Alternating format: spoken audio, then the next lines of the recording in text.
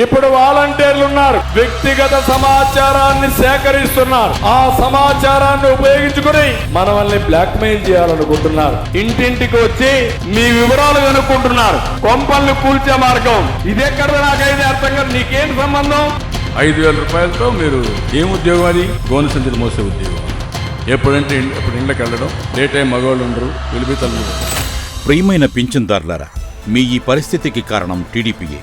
ఫిబ్రవరిలో టీడీపీకి చెందిన సిటిజన్స్ ఫర్ డెమోక్రసీ అనే సంస్థ ఎన్జీఓ ముసుగులో వైఎస్ఆర్సీపీ ప్రభుత్వ వాలంటీర్లు ప్రజలకు వారి ఇంటి వద్ద పింఛన్లు పంపిణీ చేయకుండా ఆపాలని ఎన్నికల సంఘానికి ఫిర్యాదు చేసింది.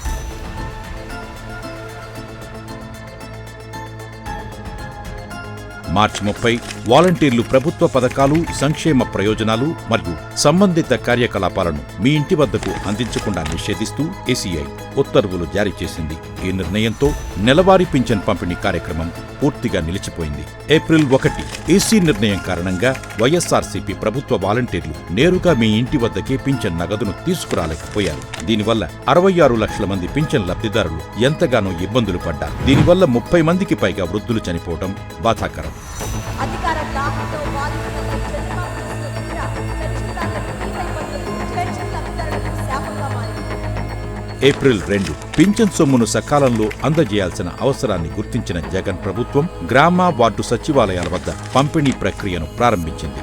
ఇప్పుడు మళ్లీ మే 2వ తేదీన వైఎస్ఆర్సీపీ ప్రభుత్వ వాలంటీర్లు పింఛన్ డబ్బుల పంపిణీ కోసం మీ ఇంటి వద్దకు రాలేదు. ఈసారి ఈ డబ్బును పొందేందుకు పింఛన్దారులు బ్యాంకులకు వెళ్లాల్సి వస్తుంది. వారు ఈ డబ్బును అందుకునేందుకు క్యూలలో, వేడిలో నిలబడవలసి ఉంటుంది. బ్యాంకు ఖాతాలు లేనివారు లేదా ఏటీఎంలను ఎలా ఆపరేట్ చేయాలో తెలియని వారి పరిస్థితి ఏమిటో ఒక్కసారి ఆలోచించండి.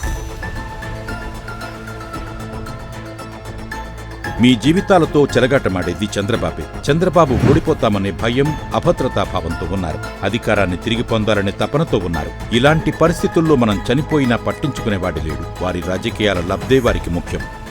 మాకు ఇప్పుడు దాకా 5 సంవత్సరాల నుంచి కూడా పెన్షన్లు ఇంటికి వచ్చి ముసలోళ్ళు కూడా పక్కన కూర్చొని కూడా పెన్షన్లు ఇచ్చిన రోజులు ఉన్నాయండి. 5 సంవత్సరాల్లోనే మా బతుకులు కొట్టకుండా మాకు జగన్ గారు ఇచ్చిన వాలంటీర్లు పెట్టి మాకు డబ్బులు ఇప్పించండి. అంతేగాని చంద్రబాబు నాయుడు గారు ఇలా చేయడం ధర్మం కాదు.